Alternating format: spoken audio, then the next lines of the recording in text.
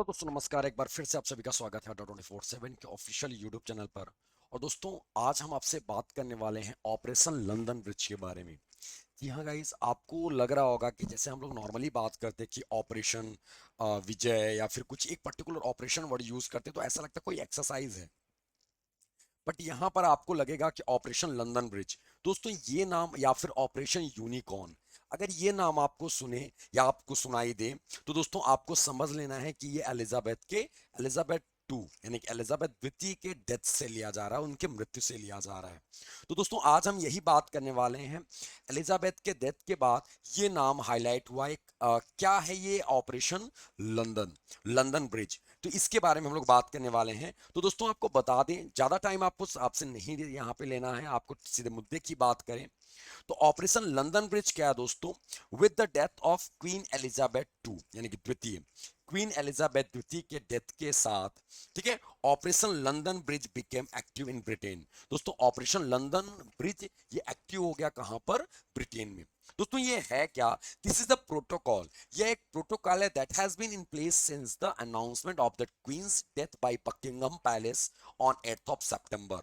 8 सितंबर को जब इनका निधन हुआ तो बकिंगम पैलेस से महारानी या फिर रानी की मृत्यु की घोषणा, कहते हैं ना ऑफिशियली अनाउंसमेंट जो किया गया, वहीं से कहा जाता है कि ऑपरेशन लंदन ब्रिज स्टार्ट हो गया। ठीक है, तो ये एक प्रोटोकॉल है। ऑफिशियली जब है, देखो सबको पता चल गया तब तक लोग नहीं कहते, तब तक ये स्टार्ट नहीं हुआ था जब तक कि ऑफिशियली इसको अनाउंस ना कर दिया। और दोस्तों ये अनाउंस हुआ 8 सितंबर को, क्वीन एलिजाबेथ टू के यानी द्वितीय के डेथ के बाद। ठीक है, अगर हम बात करें एक्चुअल की बात करते हैं, इनका जो प्रोटोकॉल है ये कैसे है ये आप देखते चलना, आप सुनते चलना। दोस्तों operation London bridge is the planning of events, ये इवेंट्स जितने भी इवेंट्स इसके बाद होते हैं उसकी एक प्लानिंग है। In the UK following the death of the head of state, in UK, UK में ये फॉलो किया जाता है हेड ऑफ स्टेट के निधन के बाद। Under this operation the prime minister in Britain will first issue a statement, जो ब्रिटेन का प्राइम मिनिस्टर होगा वो एक स्टेटमेंट इशू करेगा, एक न्यूज के यानी कि death, news of the death from the government, यानी कि गवर्नमेंट की ओर से ऑफिशियली एक डेथ की न्यूज स्टेटमेंट के तौर पर इशू करेगा प्राइम मिनिस्टर। आपको जवाब देना है ब्रिटेन के प्राइम मिनिस्टर किसको अपॉइंट किया गया, अभी फीमेल आई है, उनका नाम क्या है।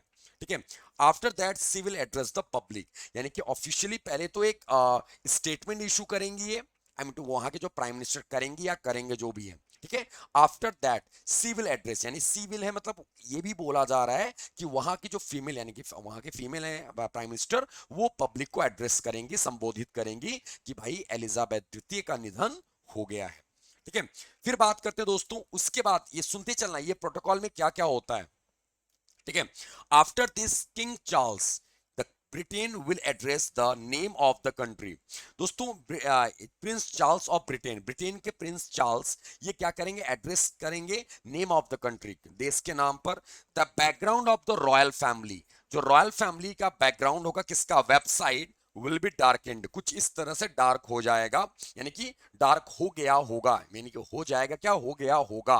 ठीक है, ये पूरा का पूरा प्रोसेस हम बता रहे हैं, यानी कि ये सारी चीजें 8 तारीख को उनका डेथ हुआ था तो ये उसी टाइम से अनाउंसमेंट के बाद से स्टार्ट हो गया। This would a way in a way confirm the death of the queen, यानी कि ये एक अनाउंसमेंट एक तरीका है जो महारानी या फिर रानी के डेथ का अनाउंसमेंट का।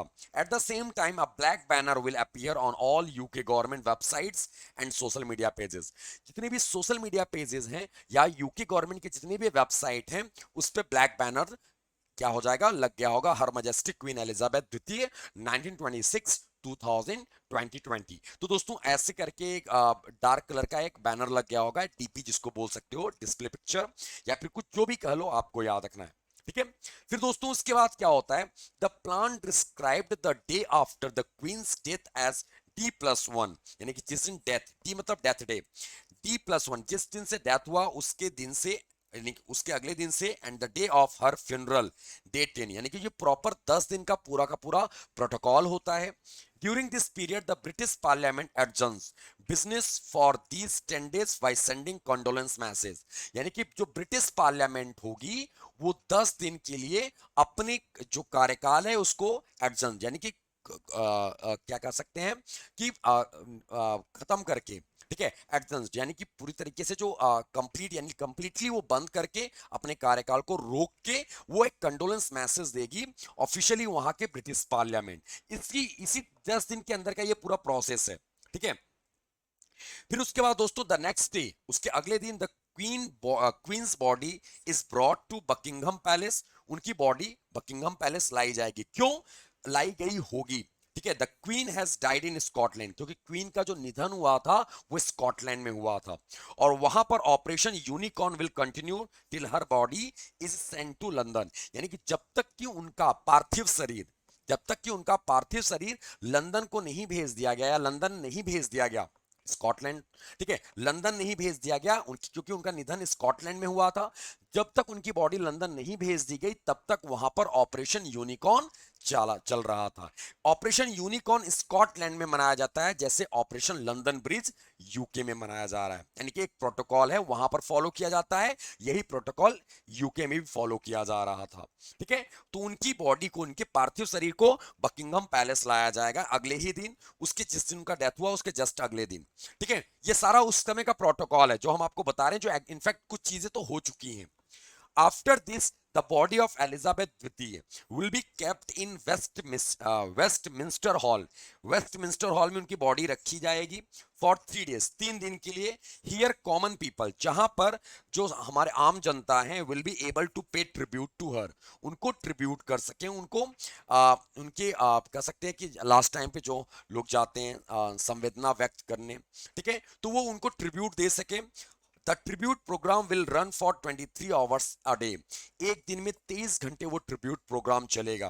ठीक है, तो ये पूरा का पूरा क्या है, आपका प्रोटोकॉल है, कह सकते हो ऑपरेशन लंदन ब्रिज। अगर आपसे क्वेश्चन आ जाए कि ऑपरेशन लंदन ब्रिज इनमें से किससे संबंधित है, तो डेथ ऑफ क्वीन एलिजाबेथ द्वितीय, ठीक है, या सेकंड, एलिजाबेथ सेकंड, तो आपको ये आप याद रखना ऑपरेशन लंदन ब्रिज, ये भी याद रखना है। और दोस्तों अगर आपसे क्वेश्चन आता है ये कि ऑपरेशन यूनिकॉर्न, ऑपरेशन यूनिकॉर्न किससे संबंधित है, तो दोस्तों ऑपरेशन यूनिकॉर्न भी आपका संबंधित है क्वीन एलिजाबेथ द्वितीय के निधन से।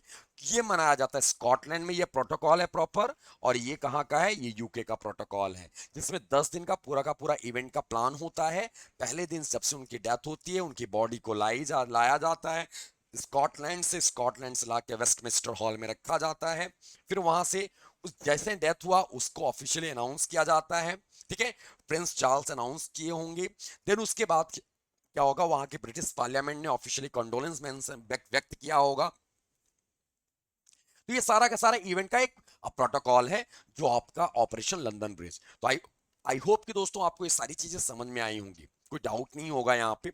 अगर अगर दोस्तों आप बैंक की प्रिपरेशन कर रहे हो तो आपके लिए सबसे बेस्ट ऑप्शन है महापैक। तो दोस्तों आप महापैक, अगर आपका नाबार्ड की आप प्रिपरेशन कर रहे हो, नाबार्ड डेवलपमेंट असिस्टेंट का, तो दोस्तों आप इनरोल करा सकते हो बैंक महापैक प्लस में। ठीक है, आपको कोड याद रखना Y307। अगर आप बैंक प्री नॉर्मल बैंक की प्रिपरेशन कर रहे हो, आईबीपीएस का प्रिपरेशन कर रहे हो, आईबीपीएस के सभी एग्जाम या एसबीआई के, एसबीआई पीओ या एसबीआई क्लर्क की तैयारी कर रहे हो, तो आपके लिए सबसे सुटेबल ऑप्शन है Y307 कोड लगा के बैंक महापैक में आप इनरोल करा सकते हो। और बैंक एसएससी रेलवे, ऐसे आतना बैंक एसएससी और रेलवे की तैयारी के लिए आप देख सकते हो दोस्तों अड्डा का महापैक। और आपको कोड याद रखना, तीनों के लिए कोड आपको याद रखना Y307। और दोस्तों अभी हमारे ये बैचेस चल रहे हैं, करंट अफेयर का बैच है, आप देख सकते हो, करंट अफेयर, इकोनॉमी, और हम आपसे क्या डिस्कस करने वाले हैं एफसीआई के बैच में, तो वो होगा आपका स्टैटिक जीके। दोस्तों ये तीनों क्लासेस हम आपको कवर अप कराने वाले हैं, जनरल डिपोर्ट, सारे टेक्निकल या फिर आपका कोई सा भी हो, यहाँ पर आपके एफसीआई के कोई से भी बैच हो, क्योंकि फेज 1 का जो फेज 1 में आपको नॉर्मल जीएस आएगा ही आएगा, वो सब हम आपसे डिस्कस करने वाले हैं। और दोस्तों नाबार्ड में हम आपको प्रॉपर जनरल अवेयरनेस डिस्कस करने वाले हैं, नाबार्ड डेवलपमेंट असिस्टेंट में, तो आपको कोड याद रखना Y307 कोड लगा के आप इनरोल करा सकते हो नाबार्ड डेवलपमेंट असिस्टेंट के बैच में। ठीक है, तो आपको एफसीआई के लिए भी यही कोड लगाना आपने। तो thank you guys, have a great day, bye bye, take care. और हम फिर से जुड़ेंगे ऐसे इंटरेस्टिंग और मजेदार वीडियोस के लिए। तब तक के लिए दोस्तों नमस्कार, धन्यवाद, जय हिंद, बाय बाय, टेक केयर। एक बार फिर से वेरी वेरी गुड मॉर्निंग दोस्तों।